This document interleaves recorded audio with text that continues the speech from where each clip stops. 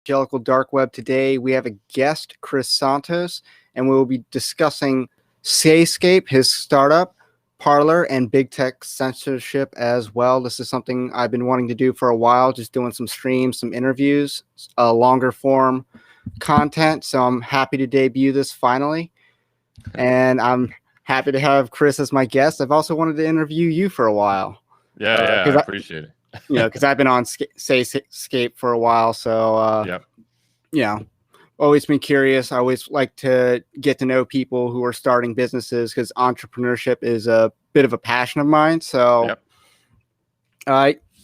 So let's just, otherwise, how are you doing up in Massachusetts, right? Yeah, I'm good. Obviously, we had the snow rolling last night. Still going on today. Winds are pretty bad, but things are going. Yeah, we had a little bit of snow. I pulled a butt muscle shoveling. Yeah. And then, but otherwise, today's a good day. If you're a listener, I've been very busy working on a big story that I'm trying to break. So that's exciting. So definitely subscribe to catch that. Just to give a little bit of a teaser, it involves a lot of big names and some money. So a little bit of that. So a lot of that stuff going on. So speaking of big names and big money, let's just dive right in. Yep.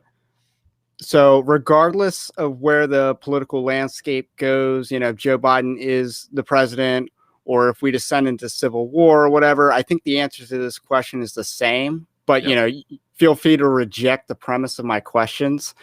Where do you see big tech censorship going, in the next year into 2021 and beyond? Yeah.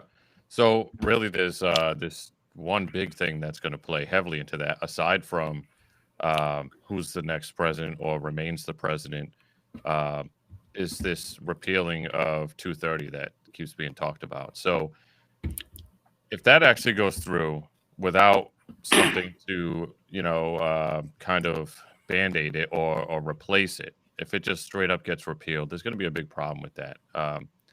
It's going to solidify Twitter and Facebook and Google as, their monopoly or as the powerhouses of social media because they have the resources and the money to continually put pressure on censorship and remove the stuff that would otherwise get them sued. Companies like mine or Gab or Parler or all these other alternative tech platforms don't have the resources, would not be able to honor a lot of the things that we really want to honor because it would put us in a legal bind. And that would be a big issue because we obviously are here for a reason and we want to give what the people want, but to lose protection under law. Now, I understand that Twitter and Facebook should not be under that protection because of what they're currently doing. But rather than repeal it, it just needs to be rewritten or remove their protection under it or people that act as publishers. To answer your question, to get back to answer specifically about your question, I don't know that it's going to, and we can get into this a little bit later if we talk about algorithms and the way these platforms actually work. I don't know that it's actually going to change it much. The way these platforms are set, they've been doing it for years, long before Trump, during Trump's administration, and they'll continue to do it afterwards. It's just felt a little differently. It's felt a little differently among the MAGA crowd and the conservatives, only because they tend to be more vocal on certain things. And so the algorithms and the way they actually do this stuff is felt differently and felt more powerful. But them doing it is not going to change. It's going to change who's targeted by these AIs and by this other stuff a little bit more. I definitely agree that I don't think the issue of censorship is going away. I think it's going to get worse in 2021 regardless. Although what I'm hearing, and this is true about Twitter, I think, but I don't know about anyone else, is that Twitter's actually letting up on the gas pedal a little bit, which kind of has people, I guess, Dave Rubin types speculating that, this was just about the election. Do you see censorship as something, or the censorship that was felt in 2020? Do you think that that's election related, or do you think that's a sign of something to come? I do to be believe some of permanent? it is. I do believe some of it is targeted towards the election, and again, it's because of the way communication happens. The way certain demographics, whether it's a political demographic or otherwise, communicate differently. So when they start tailoring, one thing that people really need to start understanding is that it's not a group of people sitting behind computers, especially at the Twitter level or Facebook level, clicking on individual profiles, banning this one or censoring this one. It's people developing AI. So it is definitely human driven, but it's AI that's doing it. So when the AI starts learning certain patterns or certain language that are tied to certain political beliefs or backgrounds or demographics, it's going to become tighter and tighter. It learns and it gets better and better in their case, obviously not for the people being censored. Um, so I do think it's going to get worse. I think it was politically driven in some respects, especially leading up directly to the election, where they were flagging certain things, and they're still doing it, flagging certain things as not true or contradictory to the results. That's obvious. That's blatant that it's political. But yes, I believe at least a percentage of it is 100% politically based. Yeah, it's interesting that you bring up algorithms, learning behavior, and perhaps the algorithms are designed to target certain ideological thoughts Mhm. and then the behavior of those thoughts. You know, I just think of like follow trains and stuff like Yes. that. That's just a very easy way to just say, hey, shadow ban me right now. Yeah. And I just look at that behavior. I'm like, that's, you know, you're asking to get for these algorithms to shadow ban you. Yeah, And exactly. but you already kind of jumped into section 238. I actually had a question written about that. So why do you think that there's a sense to that section 238 and repealing that is the solution? And you've already said that it's not the solution, Mhm. but why do you think there's that sense that it is? I think it just comes down to masses not really understanding what it would do and what the actual law really reads. It is designed to protect the platform. That is correct. Um, and it does protect Twitter and Facebook and Instagram and Snapchat and everybody else. Uh, but it also protects people like us that are trying to disrupt the marketplace and come in and give an alternative. We fall under the same laws, under the same rules, only we actually abide by the platform rules. We're not publishers. So I think when people look at that, they say, yes, get rid of it because they're narrow, focused on the big platforms, but they're not thinking of us little guys that are also going to be affected. And that's why I said repealing is a bad idea. Reform is definitely a good idea. I mean, the way I see it, like the only thing you really have to do with section 238 is to stop giving these large corporations a special protection under section 238 that they Yes, don't deserve. Like the exactly. law exists and they're not wanting to be within that regulatory environment. So let them be regulated under the environment that they're actually acting in. Exactly. And that's So that's how we feel as well. That's why you shouldn't repeal it because there are companies that are doing what they're supposed to do, and there are businesses that are, abiding by, allowing people to post and write whatever they want, or at least within the confines of the law, and not censoring. But when you just get rid of it, you're gonna leave platforms like us and others out to dry. And one of the other solutions that's brought up to this problem is to invoke antitrust law. Now, I'm actually more critical of that myself because, if you look at the Rockefeller and the oil trust, Hmm. Standard Oil, when they broke that up into 30 companies, Yeah. John D. Rockefeller became really rich. Yes. That Yeah. made him richer. Yeah. Like that Yep. was the best thing that could have financially happened to him was to split him up into 30 companies where each of those companies now grows their own market share. And then Exactly. he was 90% of the market. And then that allowed him to basically become 100% Yep. and with And a I would Hydra agree. head.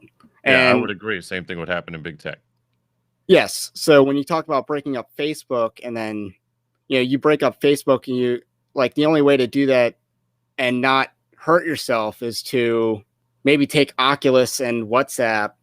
out of Facebook maybe some of these other lesser things. But if you separate Facebook and Instagram, you just created two monsters, and now you can't use antitrust again because you just used it.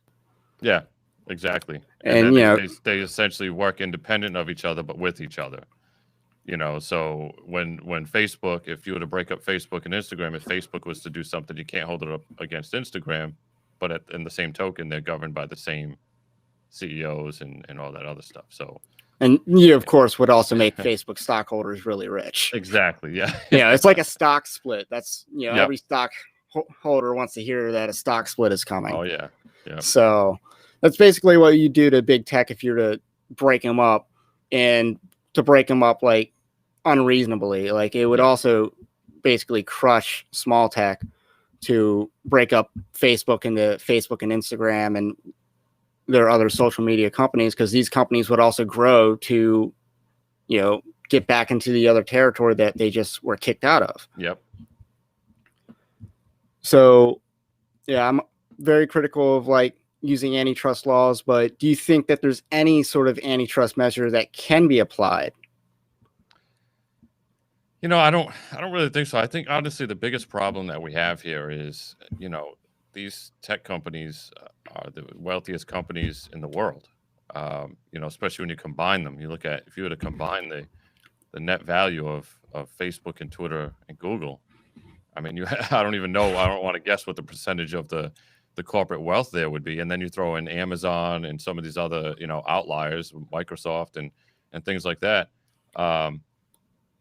You can't stop that power of money, especially when they're embedded in the government. And that right there is the biggest problem. You have on both sides, or all realms, I should say, because sure, we have a few independents that have made their way into the top level government. They're all bought and paid for, whether they want to admit it or not. There's a lot of money that flows from big tech, and a lot of campaigns are paid for with that money. So there's a big dog and pony show that happens every so often. You see it all the time when they get summoned and they get brought into speak in front of Congress, and nothing happens. That to me is you get someone like Lindsey Graham asking, why is your algorithm designed to be so addictive? Yeah. It's like, half of these people in Congress don't know how the internet works. Yeah, exactly. And, because they've been there for 30 plus years.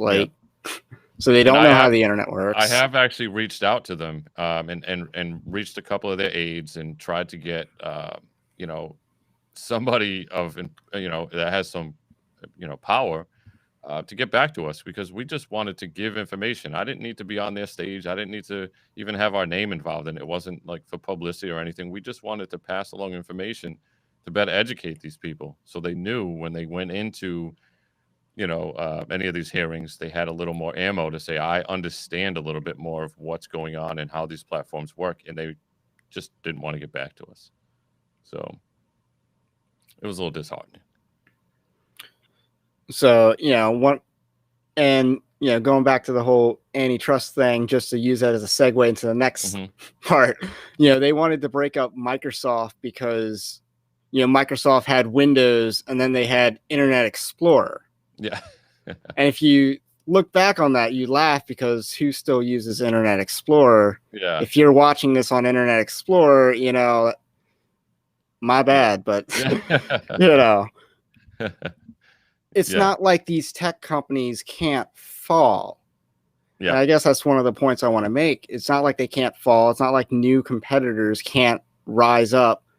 Kodak was once thought, impenetrable, and they went bankrupt like 10 years ago or something like that. AOL was like king of email for a while. Yeah. Yahoo was doing something. Their search engine, they were like the before Google really hit. And they also had like email and news, I guess, but they were very good at being bought out by Verizon. Yeah. So. Yep. No, and you're right. And there's two things that have to stop happening in order for some of these big tech companies to either fall or fall in line. As people, we have to recognize that and not give them 100% of our business. Like, how many times have you heard, and we do it all the time, say, Well, if you want an answer to something, go Google it. I mean, Google's become a name like go get a Kleenex. It's a brand name for searching. Um, so, in order for people to say, "Well, I want other competition to have a fair shake," you have to be willing to give other tech a shot, and that doesn't mean. And we get it. You've been on, and I know you've been on Sayscape for quite a while. Right. You've seen the changes we made. It doesn't mean join other platforms or just one and say, "Hey, this needs a lot of work. I'm out of here." It means sticking around. You don't have to give them all your support, but supporting it, looking at it, and saying, "You know what? Are they making an effort? Is it improving? Is there anything I can do to maybe help it improve?" Some companies are just bad. You're going to get bad developers. It happens in the game industry all the time. You get they abandon games. They do all that kind of thing. But you have to be willing to give other people a shot. And then the second thing is the government, like I said, has to stop protecting these companies, whether it's personal interest through donations for their campaigns or through the laws. Until that happens, I don't see anything changing. Right. And you're right that it is a protection that these companies are getting. And, it should be kind of, we should be calling the government, our elected officials out on this protection because that's like the crony capitalism that everybody hates. Yep.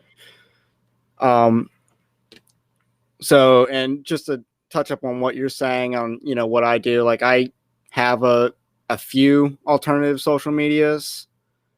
Yep. I think I tried BitChute once. MeWe, I'm on that. Yep. I don't know the decorum of MeWe. That account's pretty new. Sayscape is kind of more like Twitter. I guess we'll get into that later. And generally speaking, I only use Google for YouTube and Gmail. Yeah. But you don't need Google for much else. Yeah, exactly. Yeah. And I guess people need to, kind of realize that you don't need Google. I don't actually have a Facebook. I just have like Twitter and then Snapchat. So I'm actually pretty spread out on my tech. Yeah. And then don't even have a Facebook. Yeah. So how did you come up with the idea to tackle this problem? It's actually a pretty funny story. So if you don't know it, we all of us founders, we work on the same Air Force base. And really?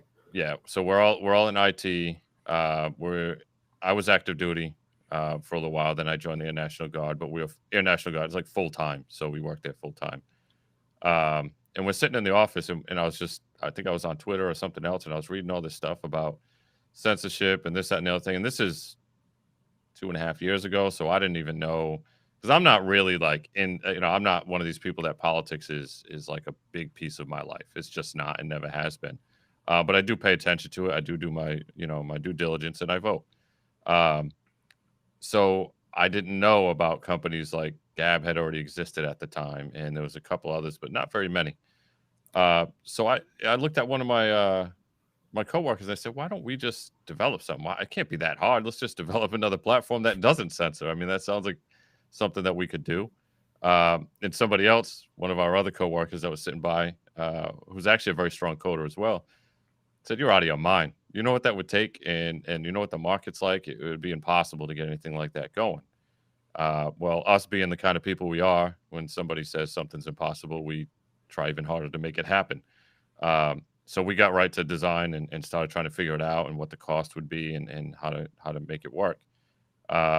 We did have one platform. It was actually going to be called Tidbit at first, and we started marketing it that way. And then we realized there was another app already out there called Tidbit that dealt with food. So we rebranded. The app didn't turn out so great. We didn't ever publicly release it. It just wasn't coming along great. So we started right from the drawing board again. And then by around this time of year, 2 years ago in 2018, is when things started falling in line and coming together. It was really tough getting, financial backing at all. We had to GoFundMe. It raised maybe $1,500 from some very generous people that put some trust in us, and from there we just ran with it.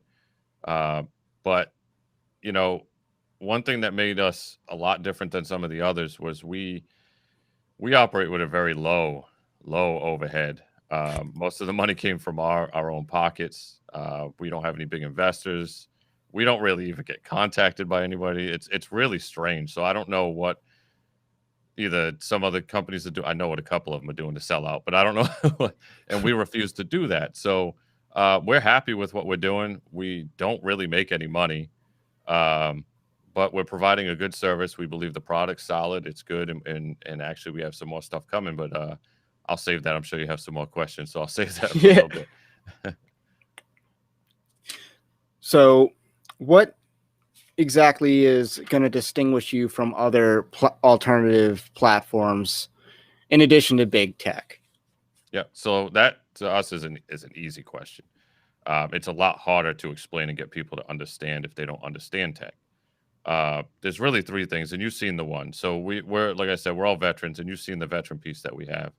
Um, and we get some heat from people about it with the veteran and first responder feed. So to anybody that doesn't know, we verify through ID.me veterans and first responders, and we give them their own verification badge, and provide a private feed for the qualifying groups.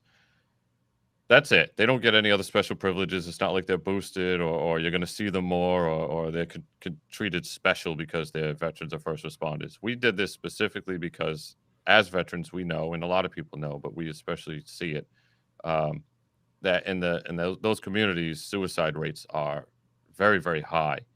And one of the biggest reasons is because they get isolated. And on big tech, it's very easy to get isolated.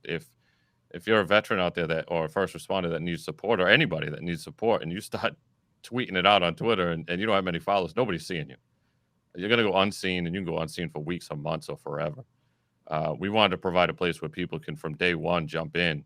And if they need support, they have other verified, so there's no stolen valor, veterans or first responders that they can talk to that are like-minded. So that's one big thing. No other platform that we found on the planet has anything like that. Another thing is the way we handle every account. And this is where it gets a little tricky for people that don't understand the social media business model, the mainstream social media business model, to understand. We don't boost anybody. We don't suppress anybody. I don't care who you are. So obviously you see the blue checks on Twitter and even Facebook. It works a little different on Facebook, but they are artificially boosted. They get way more visibility in your feed than any other account. And this is by design. This is a business model. We don't do that.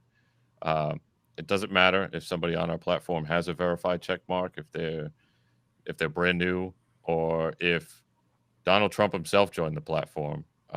Their visibility is going to be 100% based on who wants to see them and follows them. We are not boosting anybody for any reason whatsoever. And that there is something that most platforms don't do because it's not great for revenue. If you're an ad-based platform, or if you're a platform based on influencer promotion, that's a terrible business model. And we understand that, and we don't care. We didn't create Sayscape to become billionaires. We created it to hopefully, expand our company, because we are a business, and we'd love to at least make enough money so we could do this full time. But we didn't do it to sell out to big tech or to make enough money off the users where we can be, like I said, millionaires living, the sweet life. That's not what we're about. So we don't care that, boosting people or whatever is not gonna do it. And then the censorship piece, right? So there are, a lot of the censorship, like we talked about, driven around political stuff or whatever. We're not political. Some of these other platforms have come out and basically branded themselves, whether they know it or not, intentionally or not, branded themselves as one political ideology or another. A lot of it, I believe, has to do with because they know they can grab users very quickly. I can turn on a light switch tomorrow and say, you know what, Sayscape is the home for all whatever, and we'll probably gain hundreds of thousands of users probably within a week, but I won't do it because we don't want it to become that. We want it to become the user's platform, no matter who you are, even if you're not political. You just come on and make it what you want to make it. So to us, those are the three things that really are going to separate us. Once people understand that and learn that and can see that, we hope that's going to help increase user accounts. So a lot of companies are, in small tech are advertising that they're free speech platforms. And it seems like, you say the same as well. Is everyone telling the truth, or No. No. So, and we'll get into specifics if you ask me about any. But for now, just to give you a general sense of what really happens, like I was talking about the boosting, artificial boosting, and things like that, and algorithms before. A very large majority of these platforms, most notably is Parler, that yes, you can say free speech, which would mean I can say whatever I want within the confines of the law. That is mostly true on that platform, yes. But, and this is a big but, because they strongly subscribe to the idea of boosting accounts. All you have to do is go on there and look, and all the people that are recommended to you are all Fox News talking heads. And your feed will be full of them if you stop following them. You won't see anybody else. now I can't get on the Parler, but I want to ask you a question, a follow up on that. Yeah. But I'll let you finish here.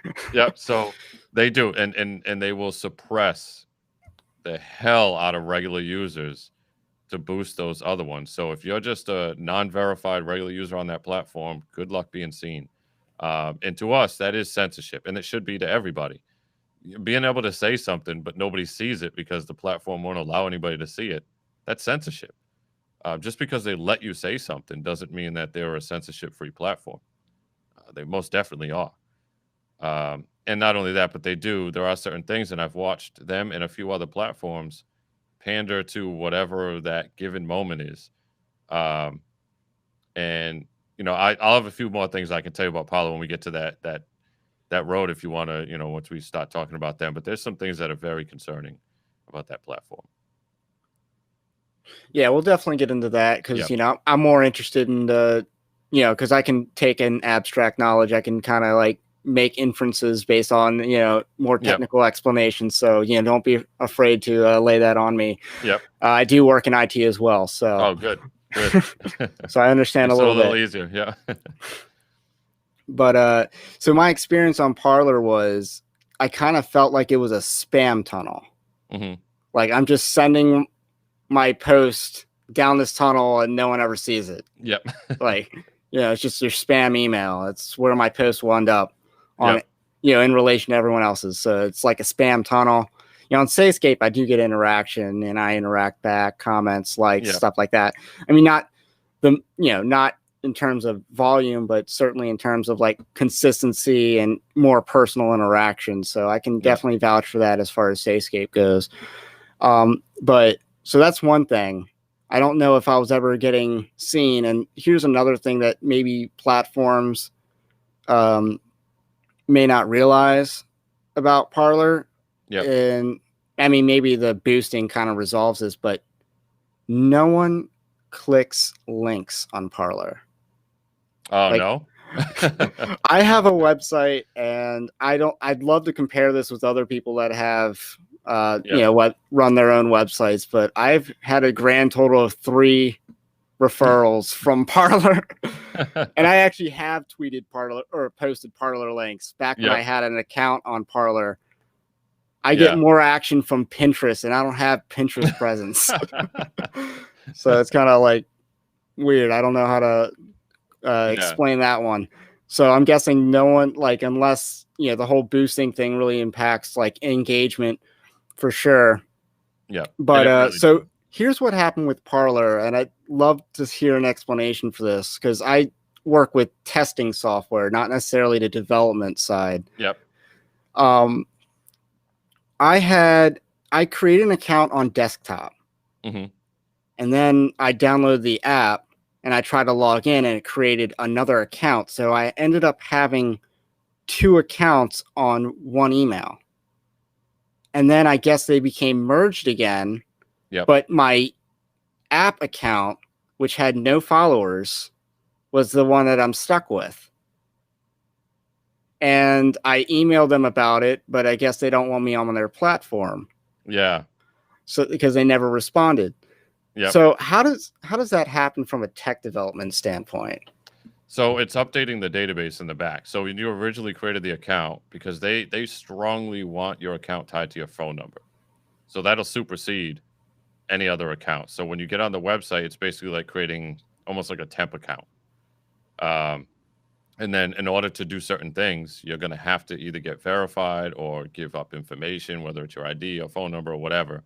So if you're on the website and you're just doing whatever, you basically have an account that's visible to you. Nobody else is really going to see anything because, in their own words, if you read their terms of service, which I've combed through a lot of platforms, not because Not, I'm a I yeah. gotcha kind of guy, but you know when you're in the business, you have to look at competition, as I hope people are looking at us. Um, you know, so when you read through it, they literally treat non-verified accounts as if they're bots. They give you the same type of treatment as if you're a bot on there until you give up your ID, and then you become a little bit more visible once you get the red verification badge, things like that.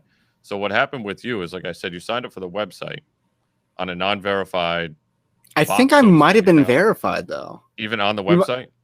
I think because Oh, you get maybe it like was a. early on because I think early on they didn't require photo IDs to get verified, but they definitely link your account to your phone. That's poor development is really what that is. So when you sign up on the website, the app doesn't talk to the website as well, and it just overwrites things on the database and associates. Because if you're familiar with the way relative databases work, it just pulls some of the information that it finds relative with the accounts and overwrites the other one. So relational databases will tend to do that. Is they'll Okay, so yeah, grab, they'll grab some of the whatever your UID was when you joined. It'll just overwrite it. makes sense that they would, from a business, it's poor development. It had to have Yeah, been poor development for this problem to existed in the first place, but yeah, it would make sense for that poor development to prioritize the app over the web, I yeah, guess. yeah, yeah. So it wasn't, Mainly it was because in their bad, but it mind, wasn't stupid bad, I guess. yeah, because mainly in their mind, it's more secure to tie it to your phone number because I guess that's the way that their setup is it's no kidding linked to your phone number, so you can only have one account per phone number. And if you happen to blow away that account and you're on the same phone and don't change your phone number, you're screwed. You can't have another account. So Yeah, I just gave up on it. Like, yeah, I don't think it's a very investable platform. And I definitely listened to some of you and what you've said about what Parler's doing, and I definitely can see that from my own experience. yeah. And we'll get into that later. Hmm. But another foundational question, certainly as a Christian, as an evangelical, this is the evangelical dark web. Yep. I believe that, Jesus is the only way to heaven. And that's a very offensive message, and one that is, one that can get you banned or suspended from social media, certainly canceled in the larger culture. I mean, Yep. they don't even like Chris Pratt anymore. Yeah. And but what's not allowed on Sayscape? Basically illegal content, so you could just, I could pull up our TOS right now, but it listed in there. We itemize it. It's anything that you could consider being arrested for in person. So, violence, terrorism, acts of terrorism, trying to coerce people, bribery, drugs, that kind of thing, illegal drugs. Anything along those lines. And then when we take it just a little bit step further, and we don't care if people have a problem with this or not. We said it from the beginning, and if you want to call us out on it, so be it. We don't care. We're not changing it. Is we do not allow um, porn for the most part. So if you look at it, we call it I think we call it extreme graphic pornography. Okay, so you're trying to draw a distinction between nude art and porn, I guess. Exactly. Yes. Greek statues, fine. Yeah. OnlyFans model, not. Yeah, and the easiest way to describe it without going into, extreme, detail, and people can find it on sayscape.info/guidance. It lists everything on there in detail. But the easiest way we explain it to people is we call it the Cinemax rule. I don't know if you remember the old Cinemax where they would blur most things out, or they would consider it, soft core or whatever, where you can't really see anything. It was just you could see shoulders and and maybe a new chest or something. That's really about it. Anything else is not allowed. It's funny. Like one of the, I guess, the people that are protesting Parler, because I know Parler initially was that way, and I'll ask you about that Yep. in a moment. It seems like your answer's already been given, but we'll follow it up. But one of the things about porn is porn's not really speech. You can't you can't go to your public square and film a porno, and that's not free speech. Yeah. So it does not hurt your free speech credentials to not allow pornography on your platform. Yeah, and a lot of people consider it, well, it's not freedom of expression. Okay, well, I would also argue against that as well, because like you said, I can go outside and I can wear the, granted nobody wants to see it, but I can wear the shortest shorts I want, go out in my underwear or whatever. But I can't just go full nude and run down the street. I'm going to get arrested. So yes, that is true. And not only that, but people need to also understand that even if pornography is technically legal, there are age limits on it, 18 plus or 21 plus, depending on the severity of it. Well, our app is 17 plus. I have to go with the lowest number, and I have to adhere to the legal rights of the 17 plus. And is 17 tied to the veterans and first responders, like in enlistment age? Yep. Okay. Yep. Because obviously you can't physically go away to basic training until you're 18, but you can enlist high school as a high school senior and begin that process and things like that. So we didn't want to make it 13 plus for a lot of reasons, and that's what a lot of these apps are. TikTok. I didn't want anything. We didn't want anything to do with that. Sorry, kids. We're just not doing it. I have a lot of questions about Parler, but actually, let's dive into TikTok. Yeah. So,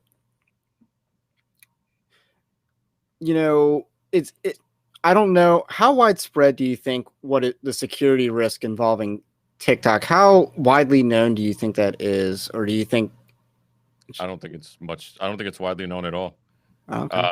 I think we tend to get into our information bubbles, where we see a few hundred or a few thousand people posting about it, talking about it, tweeting about it, and we think that everybody knows it.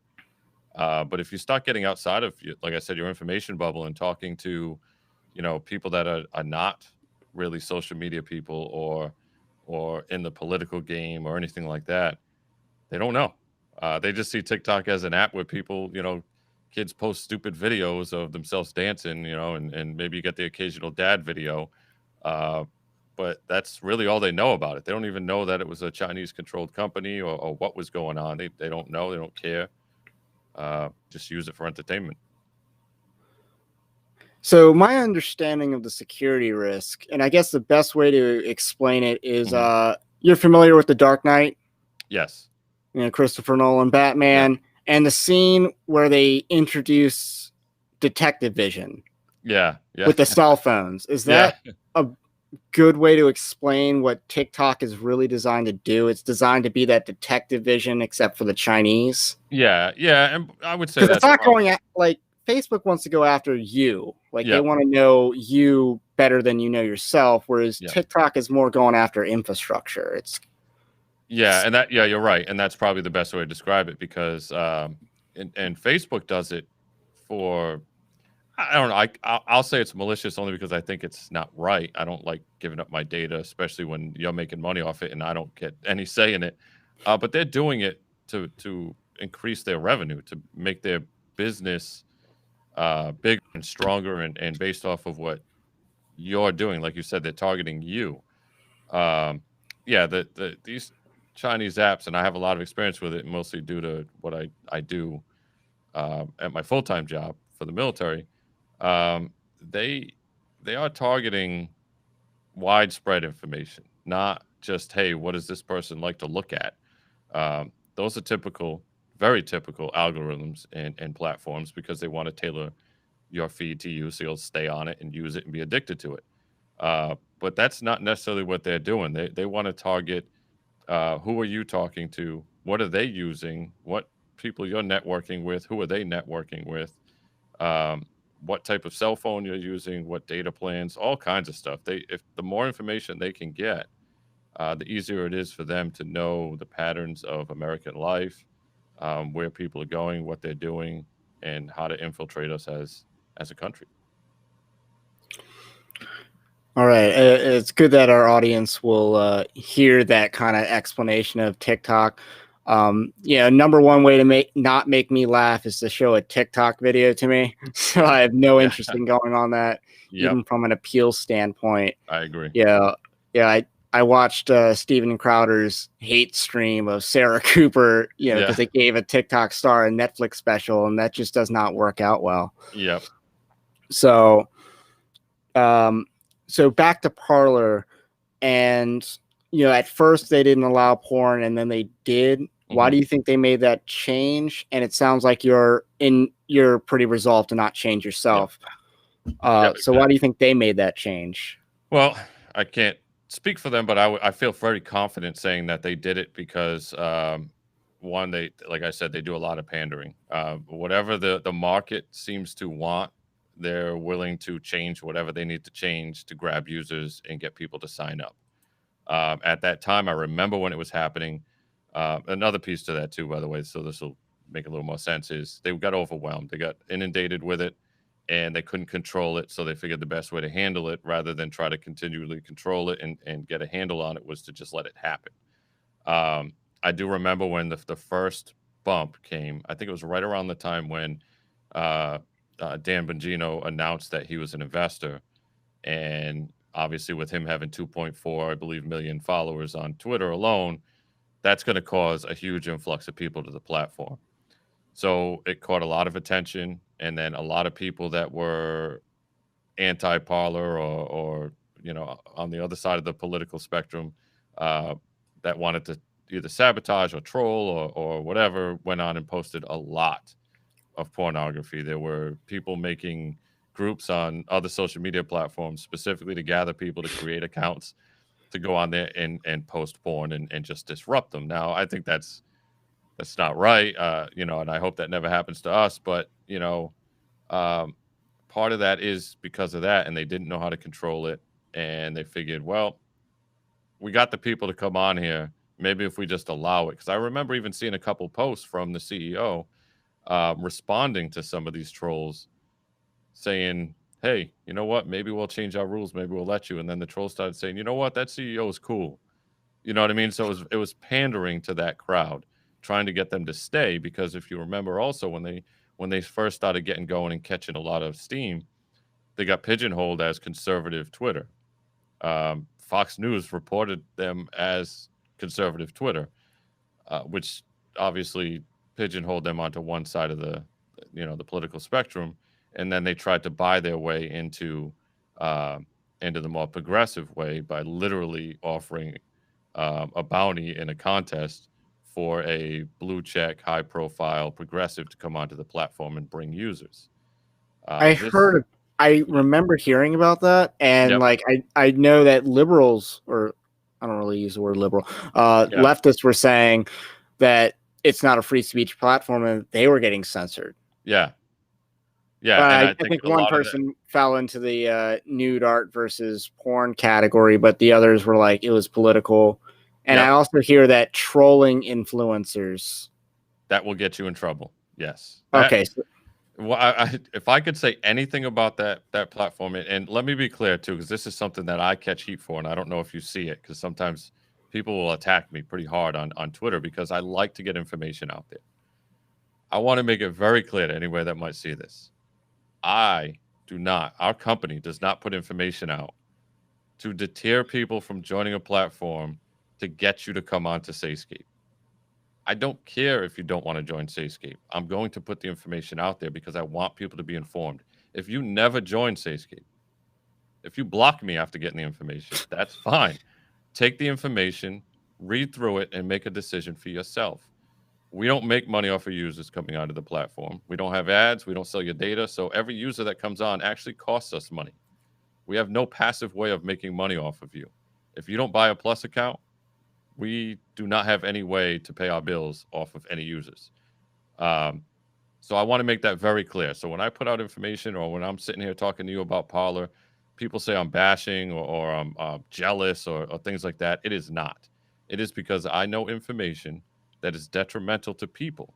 And because our company cares about people and users, we're going to release that information and you do what you want with it.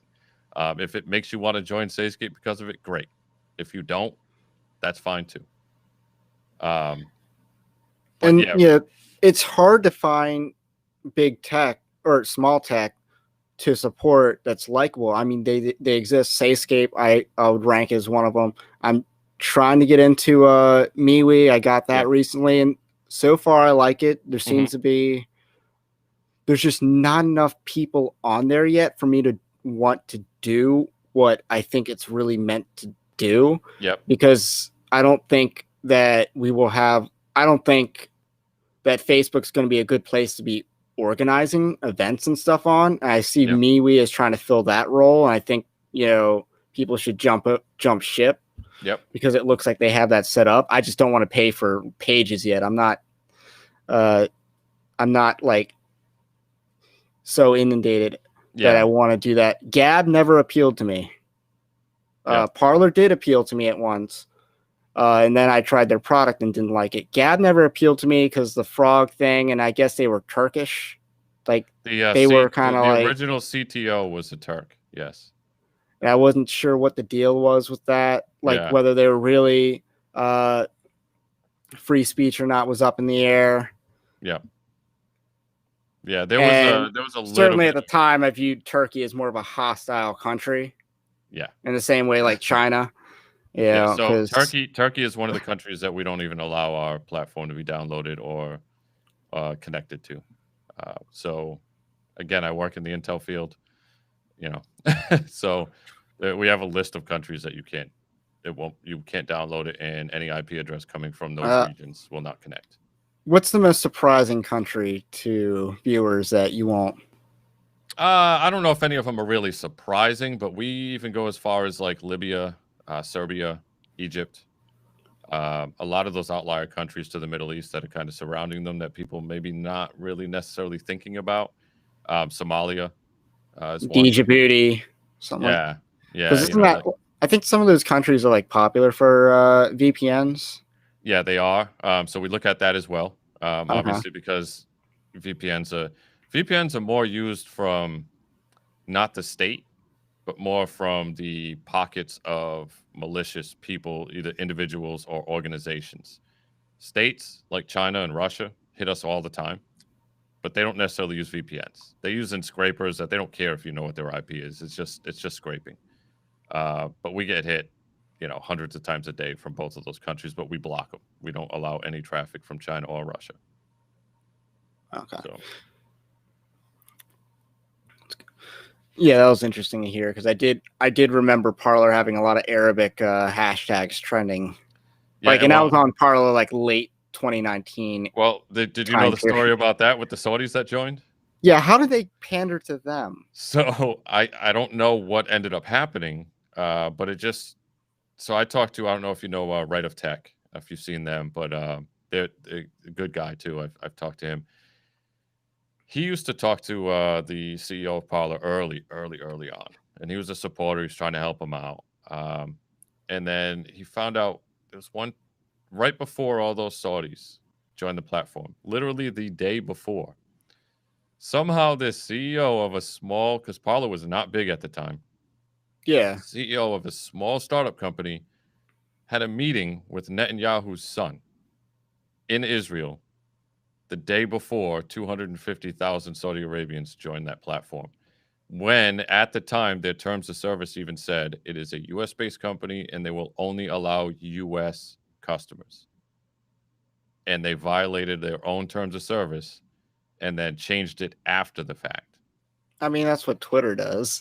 Yeah. Which is YouTube as valid. well. Which is valid. But when I hear that argument, I say, but isn't that what you're trying to get away from? Like when you can say, well, Twitter or Facebook does it, well, then that just makes them the same as big tech. It doesn't make them better. So that to me raised a lot of red flags when how does, and then later on is when I found out, after I heard that information, later on is when I found out that Rebecca Mercer was a partner. And then it made more sense as to how those connections were made, and how he, like, I can't even imagine, like, this. I have no connections to be able to meet with Netanyahu's son or any, high power political figure in any country. It was very confusing as to how that happened initially, but now it makes a lot more sense. Yeah, I'm just a little confused as to how much clout that meeting could have on 200 plus thousand users. But other than that, Well, so the connection's there. yeah, if they were region blocking, like we do, which we also block Saudi Arabia, if they're region blocking, and then a meeting happens, and then that meeting says, well, maybe you should let Saudis on for whatever reason, and then they unlock that region, uh, then that floodgate can happen. Because right after that is when also they started getting publicity. If you look at the dates, there were 3 articles that came out from Israeli media specifically talking about Saudi Arabians joining the platform. So very, very odd, very strange stuff going on there. I could speculate all day on it, but those are the facts. Fascinating. So I did have another question about influencers. Mm-hmm. So you said that other social media companies pay influencers. Yeah, can you tell us who some of these influencers are, just in case, just so people don't try any product that they go for? Dan Bongino certainly gets somewhat of a pass because he is actually investing in these, I think. But if you're just being paid, like, he also has Rumble, which I think is gaining some more legitimate traction. Yeah, I don't know much about Rumble. Like, I didn't, because obviously they're not really in our space because they're more of a YouTube competitor. Right. So I looked at them, checked them out a little bit, but I don't know much about them. They look more polished than, say, BitChute. Okay. Yeah, and they I've been have, meaning to check them out. and more, it's very good for someone like John Solomon's, like the biggest name on Rumble. Yep. So yeah, as far as exactly who's getting paid, it's really tough because obviously they're not going to tell you. Right.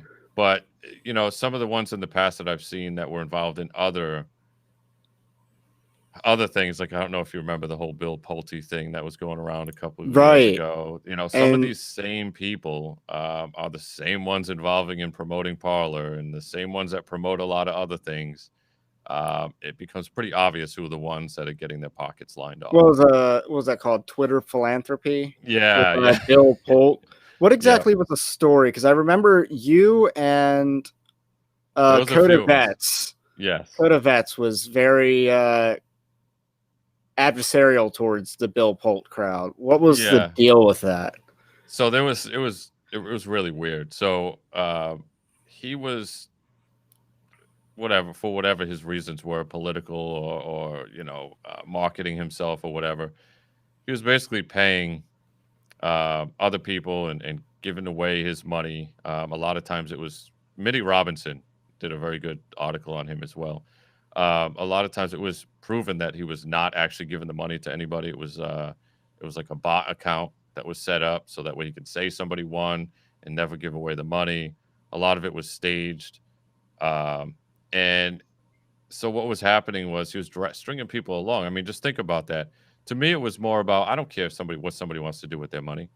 If you're a wealthy person, you want to get, especially if you really are and you're helping people. That's just great. Don't lie about it. Yeah. And what ends up happening is he was talking about, initially, it looked cool. Like, I ended up following him and I tried to reach out to him. I said, hey, I like what you're doing.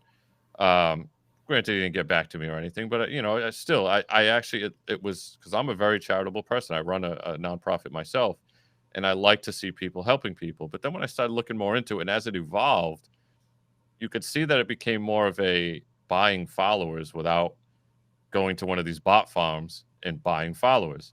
He was basically doing a contest where he'd say, I'm going to give away $50 to one random person, but you have to follow me and retweet this and all this other stuff. And hundreds of thousands of people would do it for $50. I mean, like, and then you get a lot of people that are in some real hardship. It was sad. You would go and look at all the comments underneath, and it would be people just, it would be hundreds of people just saying, I just want to eat, whatever. And all these people are like putting all their hope into some guy on Twitter, and shame on them too. But, it was awful to see, uh, especially when a lot of it turned out to not be legitimate. And then when he turned on Gretchen from Code of Vets, where you could see that he basically used her to reach the veteran community.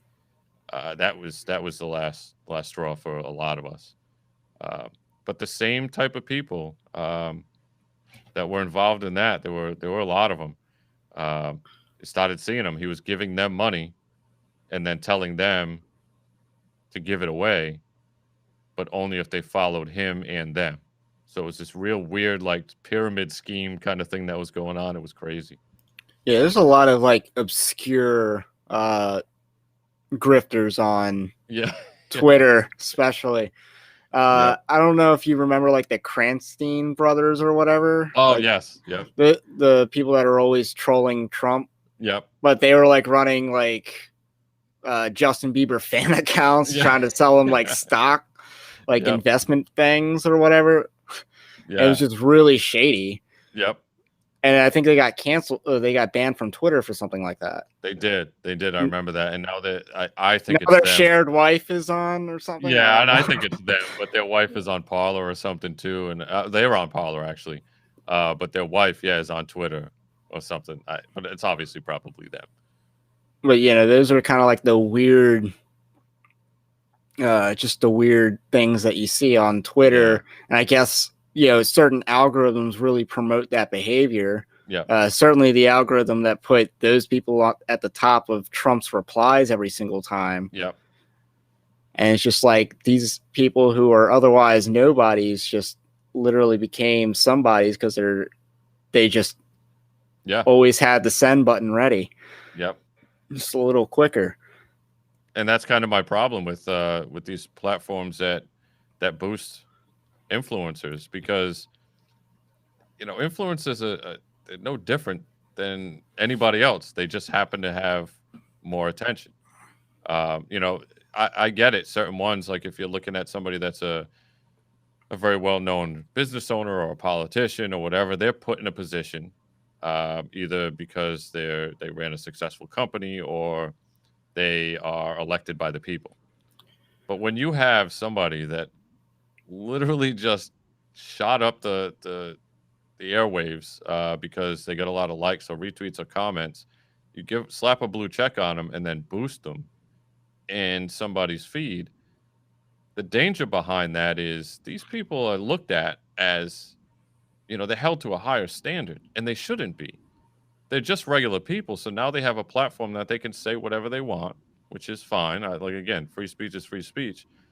But when your platform is designed to tell people that this person is more important than you, and then you give them a soapbox, and then now they're grifting and they're saying whatever they want and controlling the narrative. If you look at Twitter, I think statistically it's 2.5% of users are verified.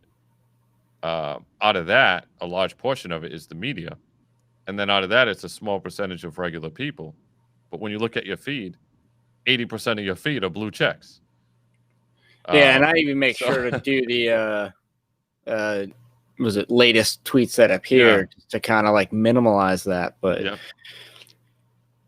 so, with that said, how do you grow? How do you organically grow without attracting influencers through shady means? That's a great question. And that's also why we are, growing very slowly. And like you said, with the interaction, when people join our platform, they need to understand that you're not going to join and just be able to do follow for follow and get, 10, 15, 20,000 followers. We don't even have that many people on the platform. We're well under 10,000. So when you join and you're getting interaction, especially right now, you see it. And for us, it's exciting because we know what'll happen as more people join, because even with just a couple thousand people, and I don't know how many are actively using it every day. It's not a ton of people. You can see that the interaction is there. People are seeing each other. It's it is more organic. It's natural. You get some true true social interaction that you should get on social media. The trouble is we are having that that kind of catch 22 there where we refuse to pay anybody. Um, we would like to see more people that like it. Hopefully, just tell people that they want it or want to use it because they like it or because they find the idea behind it better. I don't know. Like again, that's not our concern. Is to get more people on the platform for the people that are on the platform, not for us. We want other people to have more people to engage with, so that way they can have a better place to use and not say, well, Sayscape's great, but there's not enough people, so it's not worth my time. Which I can agree with. I can respect that if some people feel that way. I would never say anybody's being a jerk or too hard on us for saying that because I Right. get it. I think everything you do should have some sort of return Yeah, on investment for something. exactly. And I do get it. And I even talked to like Mindy for instance, Mindy Robinson. I've talked to her for a while. I've been trying to get her on, and I get it. She'll tell me, well, I need to, I need interaction. I completely understand that, and I will never hold that against anybody. But what I don't agree with is somebody promoting something and then them themselves not really using it or believing in it.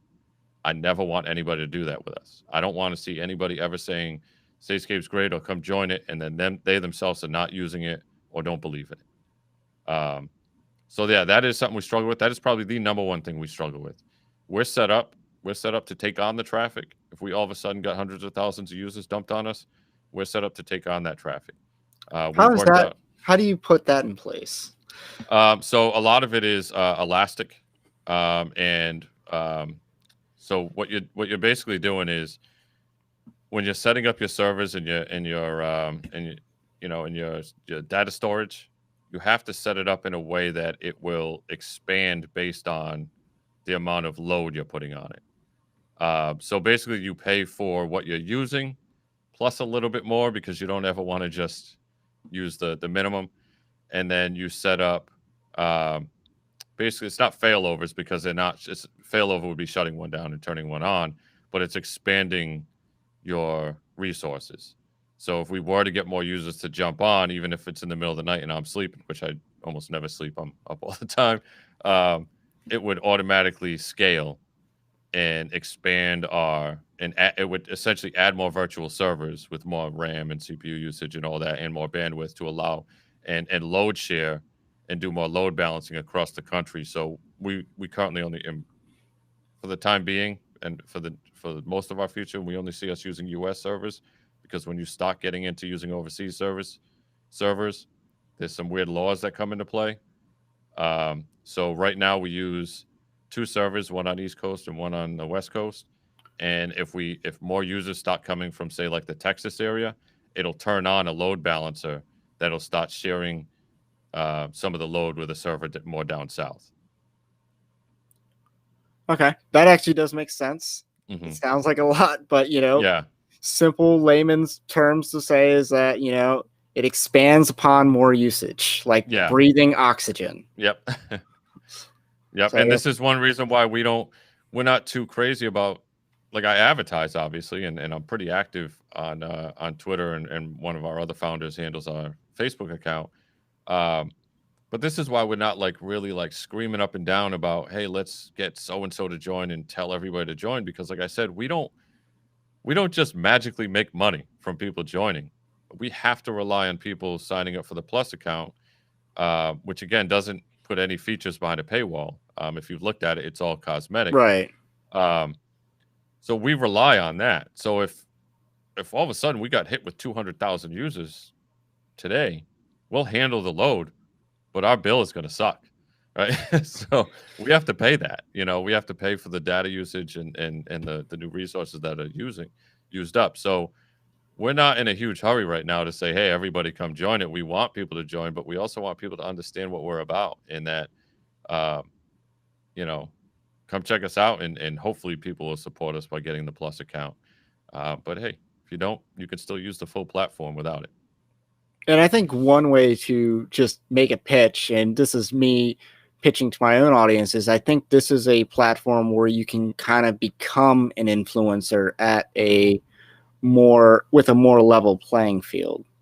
Yeah, and you're right there. You Yeah, can't do that on Parler because you'll never be seen. You cannot go from not being an influencer to being an influencer on Parler. You can't do that. Yep. Yeah, exactly. Twitter, it's getting increasingly difficult Hmm. because Twitter will just do a random follower purge. Yeah, And it's very hard to build followers because they'll just kind of take them away. And I don't know whether they're taking away inactive accounts or yeah, I don't know, but yep. And if they detect I don't know about behavior, Facebook, like I said. if they detect behavior that to them is flagged as spammy or anything like that, that's when they will shadow ban you. It happens to me all the time because like I said, I'm very active on my Twitter account, and because I post my link a lot or I'm posting with the same hashtags, to them it comes across as either spammy or some type of bot like behavior, and they'll suppress our account, and I'll notice our interactions and our views drop off like at an instant. Um, so you're right, and that is one thing that we wanted to do with our platform is give an even playing field. And one of the markets that we want to start hitting pretty hard is the gaming market. Um, us ourselves, we play games all the time. We're pretty avid gamers, and we do some streaming here and there. Um, you Man, know, I just heard about Twitch and their yeah, their new streaming rules. yeah, they're tough. And our next step, if we were to develop another platform, is we want to compete with Twitch. So, like I said, this is why we're not like, hey, we got to make Sayscape the place where we're gonna sell everybody's data and grab all the money we can. We don't want to. We want to use that as, can we make enough money to support our next project? And I think our next project we want to start tackling is looking at a Twitch competitor. Uh, so somebody that did stream, not a lot, we stream, we have our own company streaming channel, and but we see it in that community. It is very difficult, like you said, to break into that influencer or even just somebody that gets seen, that market. There's a lot of streamers out there, great people, great gamers. They probably should have a bigger audience. They're just never seen, because the main advertisement avenues for streamers is Twitter and Instagram, and both of those platforms are horrendous for suppressing people that are not I mean, already. easiest way to be seen on Instagram is to be a woman with bikini You're pics. right. Yeah. And so I don't even want to try to compete on Instagram because I know Yep. I'll lose. Yep. So, and we want to be that platform for people that are like, hey, I know I have good content. I just want to share it with people and actually have a fair shot of being seen. And hey, if people like my content, then I'm gonna grow, and I'm gonna, but if they don't, then hey, they don't. But I don't want our platform being the decider, and that's what Twitter and Facebook and Instagram and Parler all do. Their platform decides who's great and who's worth seeing. That's not me to decide. So that's really where we are, and we'll stay firm with that. We'll never change that. Yeah, it's kind of interesting along the lines of like how a platform can really kind of create this facade, but a good platform, or at least people using a platform in a good way, can really just level a playing field. Where you see all these influencers, they're influencers. Like for my line of work, you see like people that are big religious elites, right? Yep. They come on the social media, they're off their game. Yeah. And they get trolled, and they hate that. Yep. And if you and that's with them getting boosted. Yep. You take that away.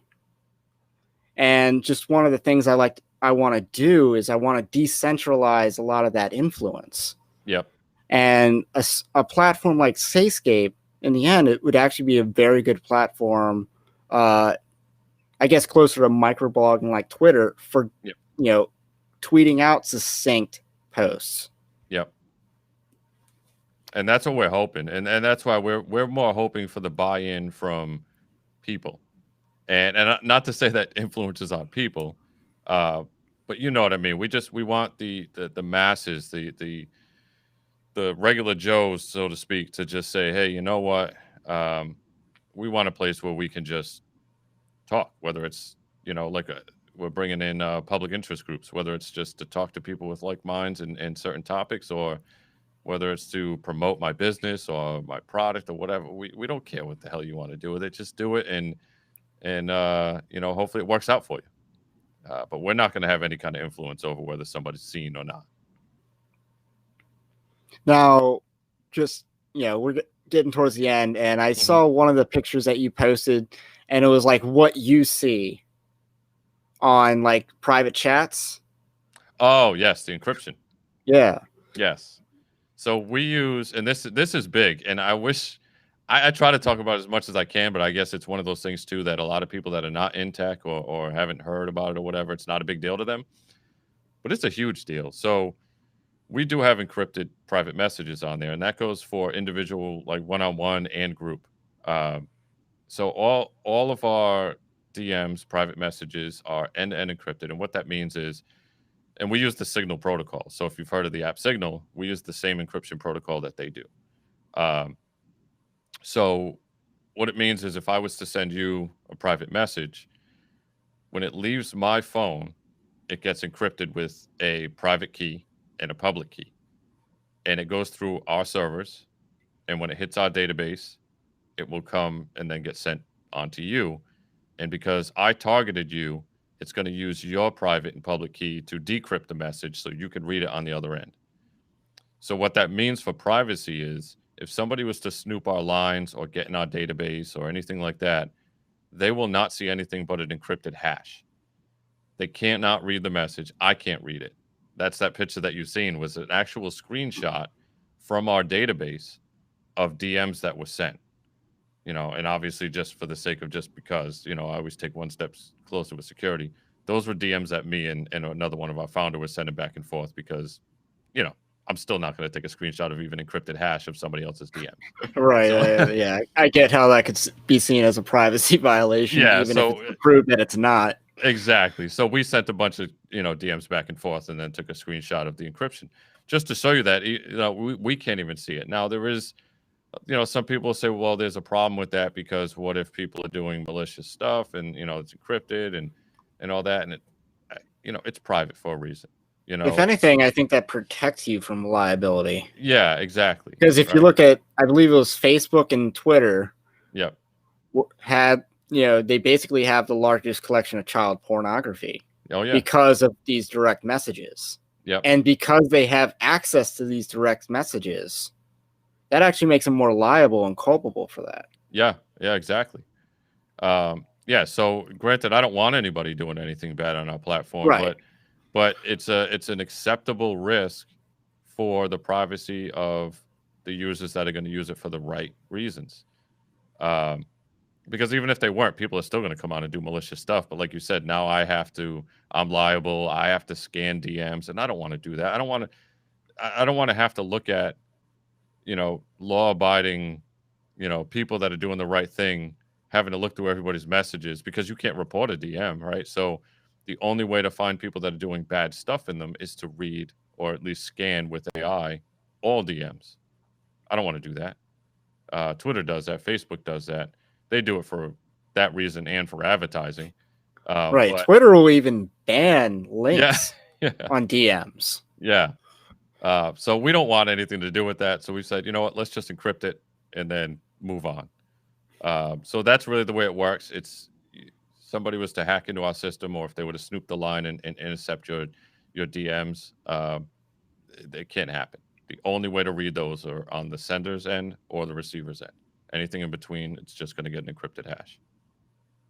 Yeah, that's a really cool concept. And yeah, I don't think people understand that, private messaging is, that's encrypted is actually a really good thing to have.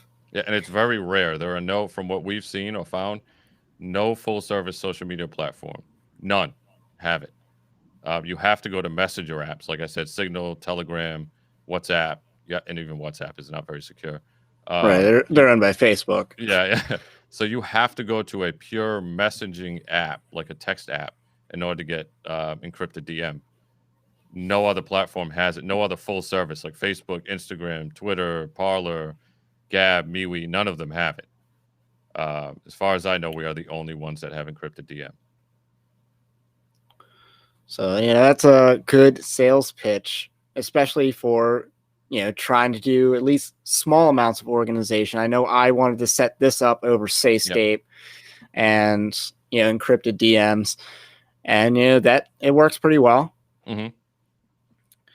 And so I just want to wrap things up. I wanted to have you on because I want my audience to know, where can you tell the truth? Because they know that they need to tell the truth, but where can they tell the truth? Because that is the question moving forward, because a lot of places that's not going to be as allowed. And it doesn't matter whether it has to do with elections, viruses, or, things that are offensive. Yep. Where can you tell the truth? And Sayscape is definitely one of the answers to this question. And I think that, you should get on that.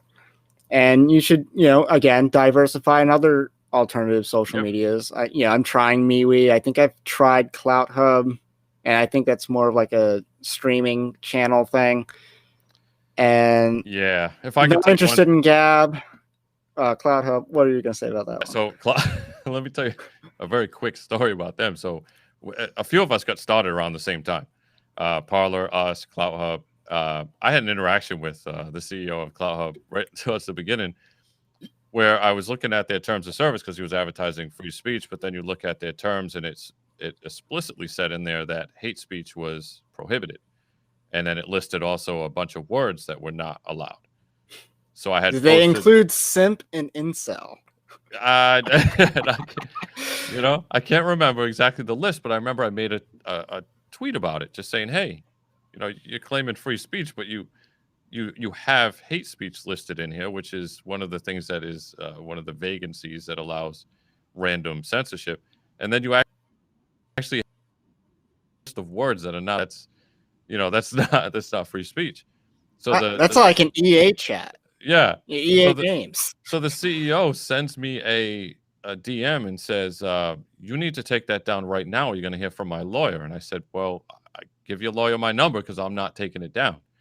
And then he said, well, service, right? Yeah. So, and then he says, yeah, exactly. Then he says, well, I see you have a GoFundMe account that only has $1,700 in it. Are you willing to put that up to pay your lawyer fees? And I'm like, are you kidding me? I said, you're trying to muscle me into deleting a tweet. And I said, well, so be it then. I'll put up whatever I need to put up. And then he just blocked me. I haven't heard from the guy since. Oh, wow. So, yeah, that's a less funny version of, what was it? This comedian like Tim Young, I think. Yeah. And how he tweeted, like, I think I'm getting to that age where I'm attracted to Trump's potential Supreme Court nominees. And then, like, Trump's lawyer, Jenna Ellis, took a major offense to that. He's like, take this down. Like, yeah, exactly. Yeah, it's like, where can you tell the truth, right? Yeah, exactly. In that case, that's a funny joke from a comedian. Yep. Self-effacing even. And then in your case, it's like you're just dropping terms of service. Yeah. And, and in Facebook, they'll censor you for things that you aren't actually saying. Yeah. Yeah. So that's like the new thing there. Yep. And the last thing, and I don't want to take up your time. I know you gotta move on, but the last thing I do want to say when you're talking about where can you speak the truth, but this whole thing about, because I seen it today about Twitter's going to start taking down fake news about the vaccine and all this other stuff, or what they call fake news. Yes, disinformation is a problem. It really is. But I think we've gotten to the point where social media and the media has told us what disinformation is. That is more of a problem. So disinformation is a problem, but the bigger problem is other entities telling us what that disinformation is. And we've gotten to a point where we can't decide for ourselves. People have gotten lazy, and they just assume that the social media platforms and the media know what's best for us. And for us, for any naysayers out there, people that want to say, "Oh, well, you're just like another Parler or whoever," where you know disinformation and facts go out the window. No, that's not the case. But what we want to do is we want to allow people the opportunity to decide for themselves. How does Twitter get the information that they can say without a doubt that the information that's coming out about these vaccines or the election or whatever else is false? You can't. There's no way they can 100% say that. So to label something as false when you yourself have no way of knowing to prove that information is false is a disservice to people. And we want to give that power back to people to be able to think for themselves and look at things and say, this is bogus or this is real. I'm tired of the mainstream media and social media taking control of that and telling people how to think. I know it can be destructive, but you got to take the good with the bad. I mean, you're absolutely right that it's not the question of is it true or not, it's what is truth, and they're trying to determine what is truth. Yes. And if you look at the content that Twitter promotes as truth, and I'm sure Facebook's very similar, it's like, their number one news app is Bloomberg. Yeah. And if you recall, Mike Bloomberg ran probably the most openly pro-China campaign in the Democrat primary. Yeah. So I just assume that, Bloomberg is very pro-China, pro-CCP, and and if you look at all these media, I believe it was a Daily Caller broke this story about how this one Chinese firm, like the foreign ministry, was paying a bunch of these companies advertising revenue. Yeah. I think a lot of this goes back to some degree, these companies are, what is truth is actually being determined by the Chinese Communist Party. Yeah. And you at Sayscape are going to stay out of what is truth debate. Yep. Because it's more problematic for you to determine that than it is for your users. I don't have time for that, nor do I want to get into that game. I'm not, it doesn't make any sense. It baffles me every time I see it. I'm like, how do they know? Like who? Like especially certain things, like without actually going down the road too far with that. But the thing with the whole Hunter Biden laptop, the second that broke, they were calling it fake. Like, how do you know? It might have been fake, but how do you know without a shadow of the doubt that it was fake enough to flag it and remove it and say it's fake? And then they wanted to say that it was stolen or whatever. Yeah, like it doesn't make sense to me. Like, how would you know that? It is not possible to know whether it's real or fake within minutes of the story breaking. But they took a stance on it. That doesn't make any sense to me. So, Well, it kind of goes back to the first question, there's letting up on is the censorship really just about the election or is it about the going forward? Yeah. And, I think we had a lot of kind of circle moments between that and like Section 238 kind of just, that whole encryption thing, that's Section 238, what it's meant to be at work. Yeah. Yep. So any last things you want to say? Where can my audience find you? You can find us on the both app stores. So if you go on to the Google Play Store, you can download Sayscape. Just search Sayscape on there. You can find us on the iOS, Apple App Store. Same thing. Search Sayscape. You can find us on the web at sayscape.com, which, by the way, I know we kind of glazed over this, but we're redesigning the entire website. So right now we don't really. I mean, it's decent. It's good. It's functional. But we're cleaning it up a lot. Okay, because I noticed that the desktop version's a little wonky in the last few days. Yeah, so we're doing some work to it. That's part of it too. Is so in the last few days we're revamping the entire thing. The whole thing is gonna look cleaner, run smoother, it's sharper. I really like the way it's coming out, by the way. But that's gonna be coming probably within the next couple, maybe by the end of the year, maybe not. So be easy with us on the website if you join through sayscape.com. And then you can also find us on Twitter, Facebook, advertising there. You can also reach out to me through DMs, again, encrypted on Sayscape. Hit me up on Twitter. Email me at chris@colossalink.us. And I'm more than willing to have a conversation with anybody. So if you DM me, I have a business number. I'll even give you my number. We can have a conversation. So, you know, if you, like I said before, if you choose to join, we hope to see you there. If not, feel free to reach out and ask any questions anyway. Awesome. Thank you for coming on to a very new budding experiment of content creation by me. I appreciate you taking the first step that maybe others would shy away from. But anyway, thank you for coming on. And I think you have a good product, and I want people to know about it. So, hey, thank you, Ray, and we'll see you around Sayscape, I'm sure. Yes. All right. So everybody else subscribe, so I'll catch you on the next one. I appreciate it. Thank you. Thank you. Bye. Take it easy.